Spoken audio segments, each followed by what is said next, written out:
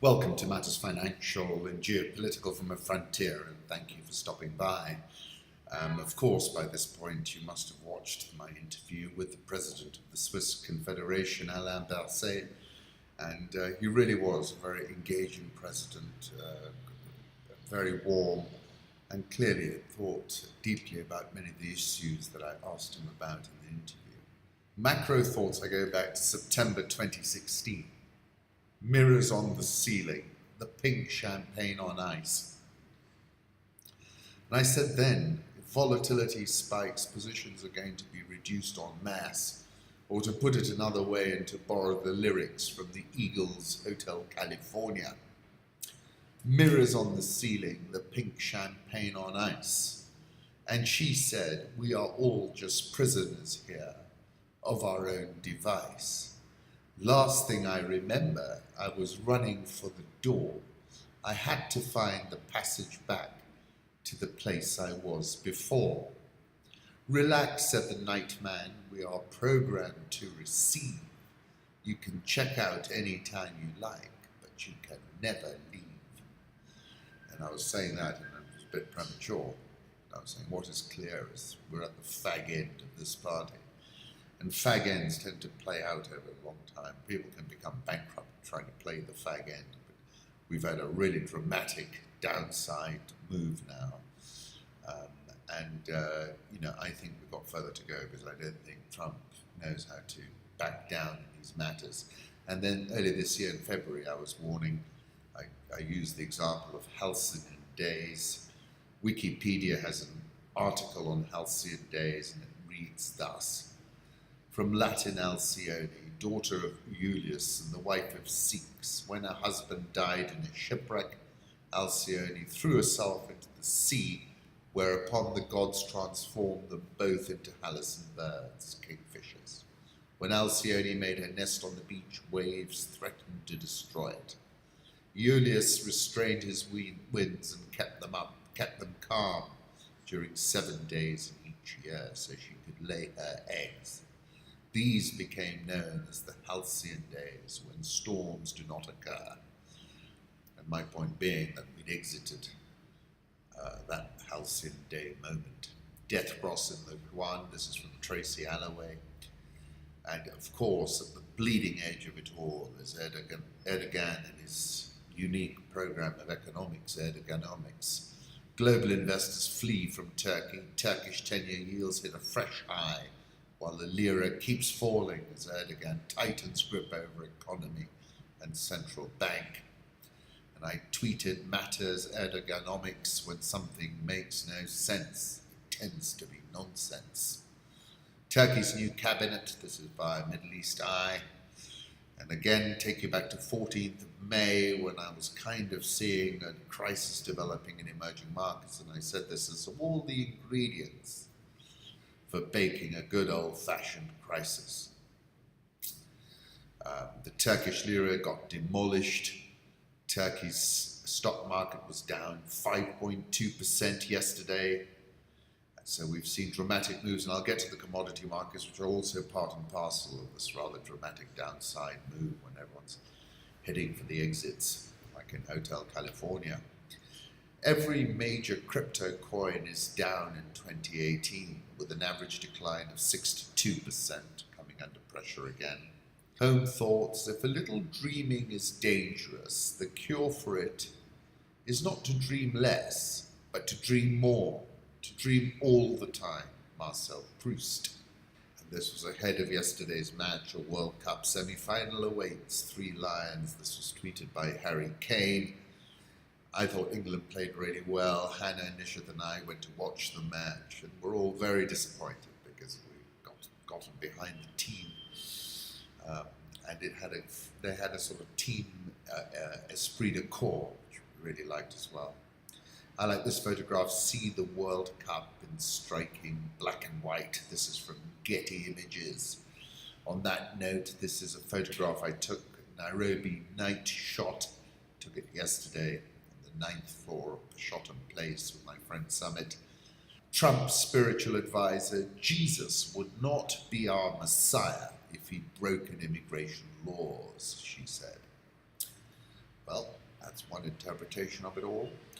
Now, yesterday's events at NATO were just surreal and bizarre. Germany is a captive of Russia. Here's the remarkable transcript of Trump blasting Germany as the NATO Secretary General tries to defend the value of the alliance.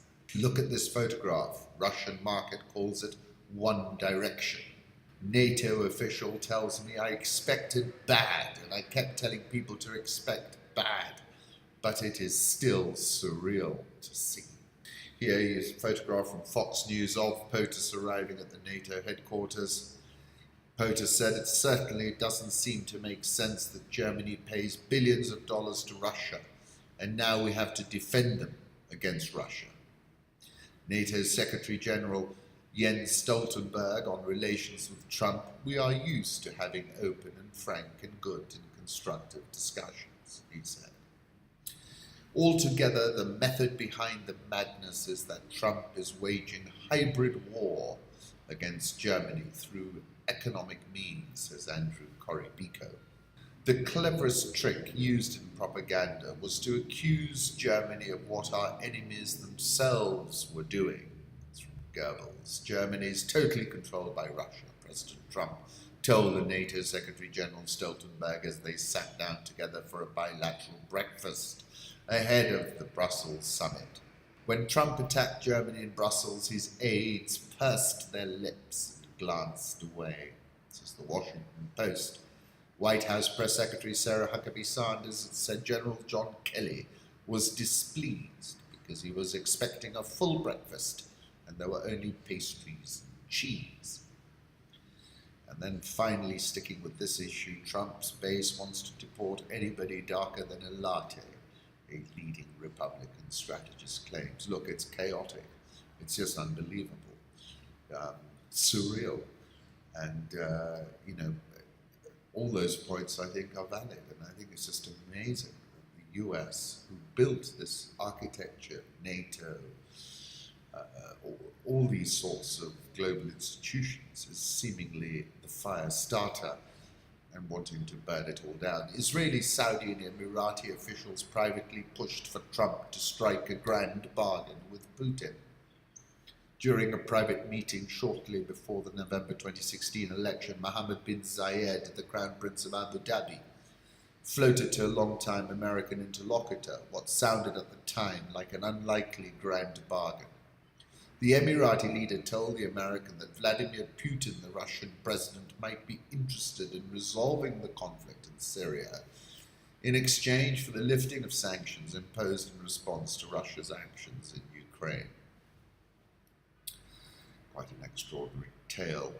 And then counterpunches saying Donald Trump, Ambassador John Bolton, Secretary Pompeo, and Bibi Netanyahu and Mohammed bin Salman have teamed up with the Rajavis versus Iran.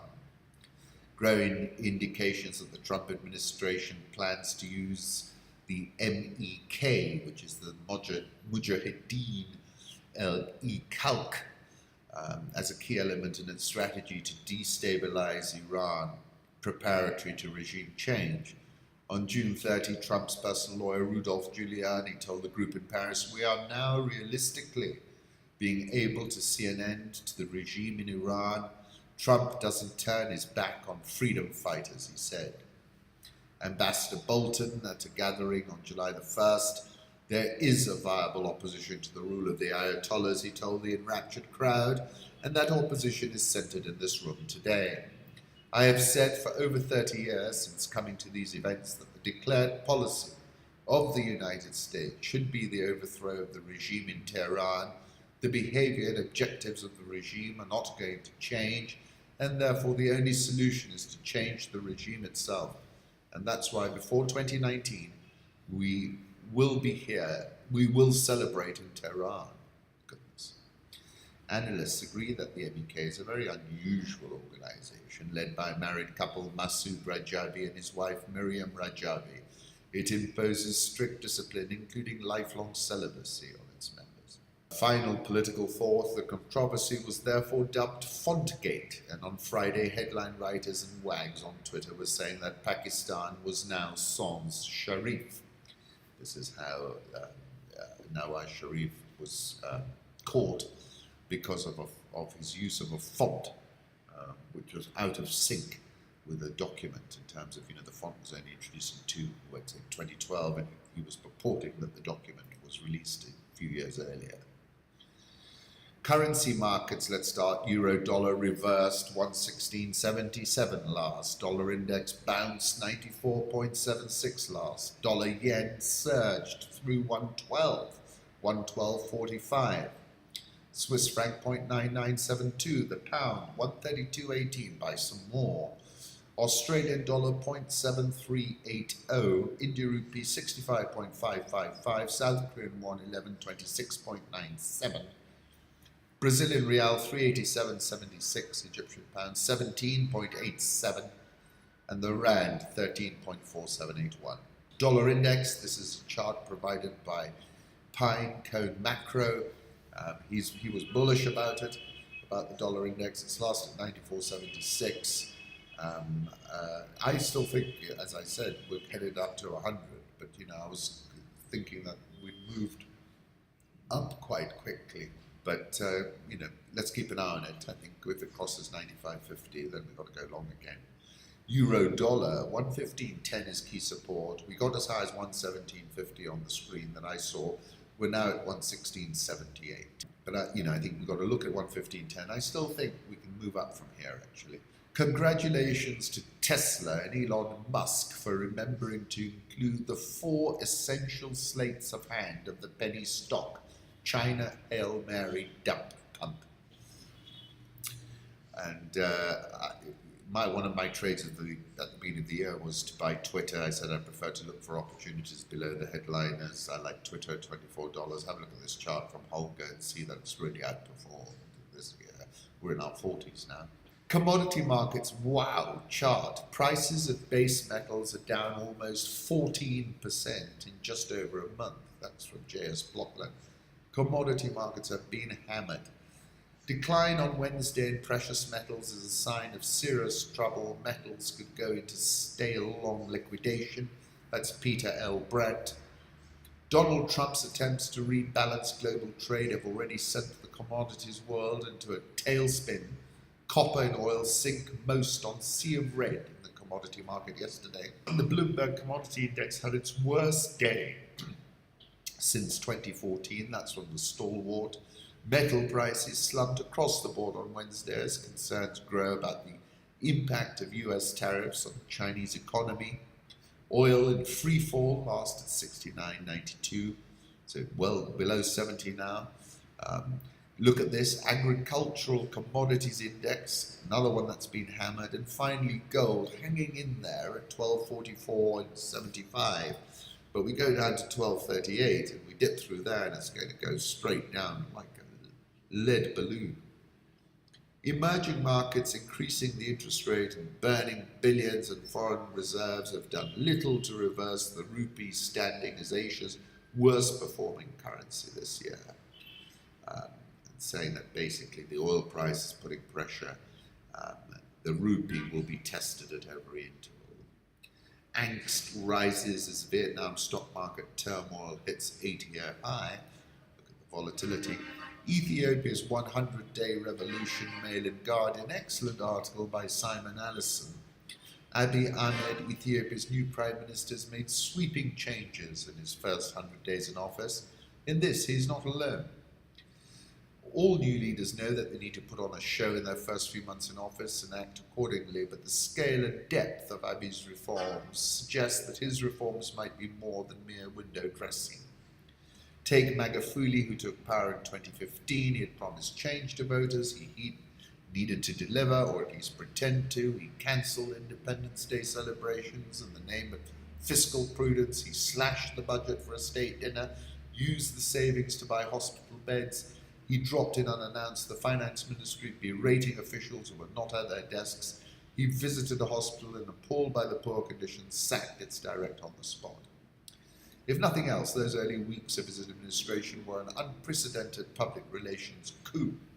Tanzanians were quite quietly impressed, and so too were citizens of African countries who wished their own presidents would learn a few lessons.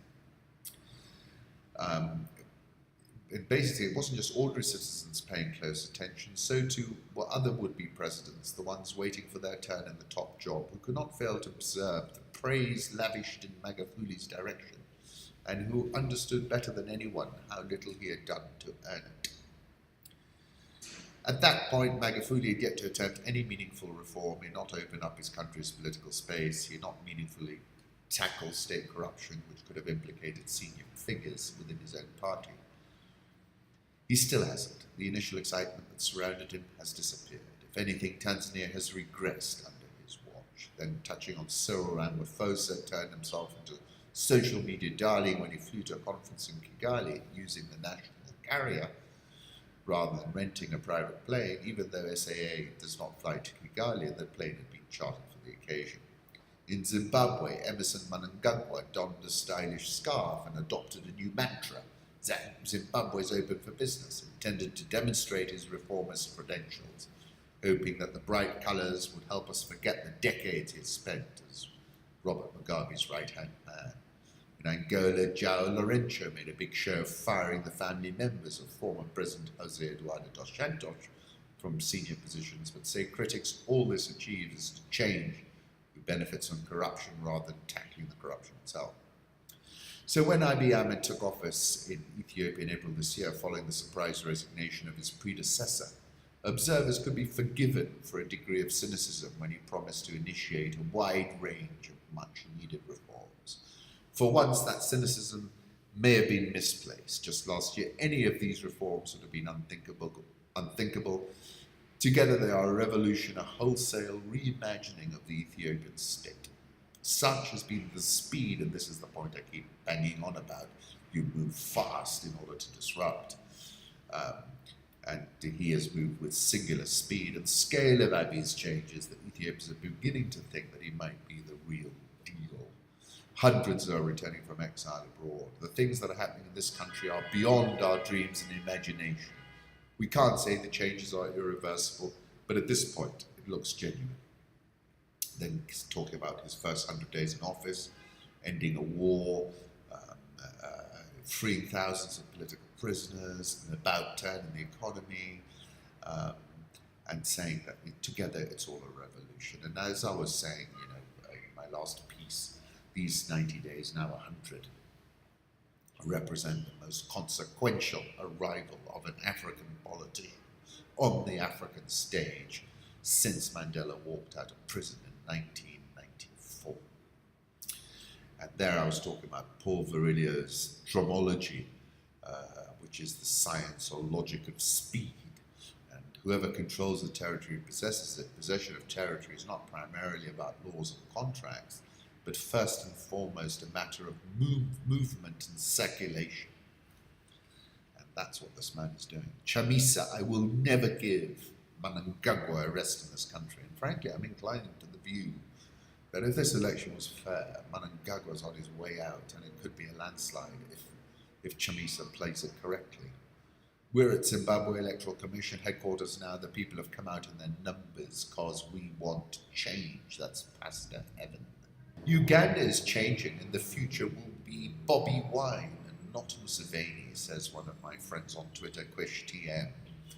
My brother, I'm not fighting you, I'm fighting for you. This is Bobby Wine telling police as they try to arrest him. That is the moment of epiphany when the police understand that. That's when the revolution happens. A rare thing for Uganda's government to actually listen to protesters. They still got tear gassed, of course, but it's progress. Uganda social media tax is to be reviewed, that's according to the BBC. Zambia says debt restructuring will not disrupt Chinese projects. Oh boy, Zambia will be careful to ensure its planned debt restructuring does not disrupt Chinese finance projects, President Edgar Lungu said on Wednesday. Well, he's trying to restructure the loans. Zambia said in February it would rearrange loans from Chinese companies as part of a debt management plan aimed at satisfying conditions set by the IMF. To unlock a potential $1.3 billion loan. Look, it's another Erdogan, and they're in desperate trouble, and the copper price is now collapsing. South African court postpones due to Zani Zuma culpable homicide case. South African all shares down 3.82% this year. Dollar versus rand 13.4781. I think the rand actually is at the top of its new range. I'm going to sell off a bit more. Egyptian pound 17.876. No pressure, Nigeria. Take your time, but don't take too long to sign. The CFTA, Africa is waiting, says Cyril Ramaphosa. Very good article by David Pilling. This is Lunch with Aliko Dangote. I'm sitting with Africa's richest man, discussing his life of superlatives over Thai food on his 108-foot yacht moored in Lagos Lagoon. Yet the image he projects is more like a modestly successful encyclopedia salesman, says David. I met him in Nairobi. I don't think he projects this modestly successful encyclopedia salesman. I think he's much harder than that. Nigeria has always had a lack of visionary leadership. There's no country in Africa that has the energy of here, nowhere, I'm telling you. He reckons he takes more than 100 calls a day. Look, Aliko, he says, Tepelad told him, the world is not going to fall apart if you don't answer your phone. Now Africa's undisputed king of cement, he produces in 14 countries. We have a margin of 40%, he says, as if that were a mere bagatelle. Described as an apparition moving unhurriedly through the room as though he has all the time in the world. Like Bill Clinton, he remembers your name. Like Al Capone, he's got your number. You can't just come and remove food from their table and think they're going to watch you doing it, he said. They will try all sorts of tricks. This is a very, very tough society. Only the toughest of the tough survive here. When it is up and running, it will process 650,000 barrels of oil a day, a third of every drop Nigeria produces, and approaching 1% of planetary production. This is its big oil refinery. There's vegetable spring rolls, chicken wings and a barbecue sauce, green Thai curry, some kind of seafood salad, noodles, he says. You are my guest, so what do you want? Do you want rice, plain jasmine, or with egg? Nigerian all shares down 2.59% this year. This is a photograph of dramatic skies over Dombashaba at sunset, Zimbabwe from Alan Hood. The Ghana Stock Exchange is up 9.46% year to date. Met with General Thomas Waldhauser, the US Africa Command commander. This is President Kenyatta. This is an interesting article. A Braj-held coffee chain, which is Java House, seeks growth out of Kenya heartland. And Abraj Holdings' own chain of Kenyan coffee shops is shrugging off its parents' funding woes to plot an expansion out of East Africa, and possibly as far as China. Java House, which has almost 60 outlets across Kenya, Uganda and Rwanda, plans to boost that to as many as 200 over the next 4 years.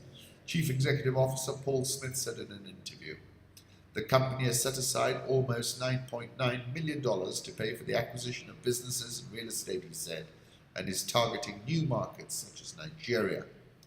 Growth plans come as Dubai-based private equity firm Abraj undergoes a court-supervised restructuring after some investors call for an investigation of alleged mismanagement of money.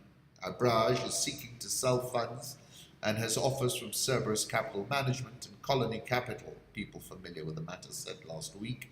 Java House is part of the Abraj Africa Fund 3, which has $990 million in assets. The crisis hasn't in any way affected us. The fund that controls Java is very well managed by the team here. There are people talking to Abraj about taking over certain areas, but at the moment it's business as usual. Abraj bought its holding in Java from Emergent Capital Partners last year, who came back and offered to buy it back at a substantial discount. Java is very well managed, and has been expected to hold the investment for 5 years, Smith said. An exit could be through a private investor or a listing, he said. Java House will look for potential franchisees in countries including Ghana, South Africa, on top of the store opening spree. But its most ambitious target is China, and the company is in discussions with a potential investor about exporting coffee there and eventually opening stores. Starbucks is targeting the world's second largest economy as a major growth market and opens this new store in the country every 15 hours. China would be a lovely dream, he said. We are seriously having a look at it.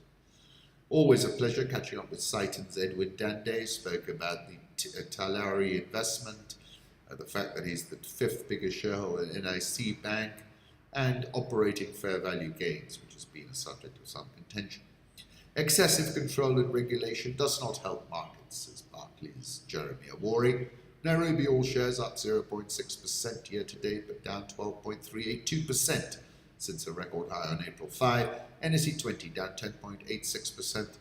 They've held up reasonably well given the bloodbath we're seeing in other markets. The question is, will that continue?